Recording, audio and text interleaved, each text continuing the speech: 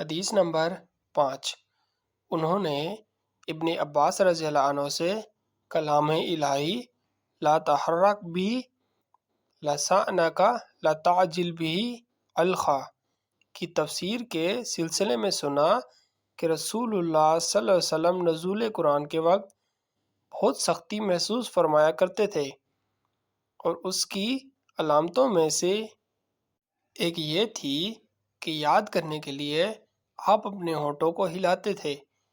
ابن عباس رضی اللہ عنہ نے کہا، میں اپنے ہونٹ ہلاتا ہوں جس طرح آپ ہلاتے تھے۔ سعید کہتے ہیں، میں بھی اپنے ہونٹ ہلاتا ہوں جس طرح ابن عباس رضی اللہ عنہ کو میں نے ہلاتے دیکھا۔ پھر انہوں نے اپنے ہونٹ ہلائے۔ ابن عباس رضی اللہ عنہ نے کہا، پھر یہ آیت اتری کہ اے محمد، قرآن کو جلدی جلدی یاد کرنے کے لیے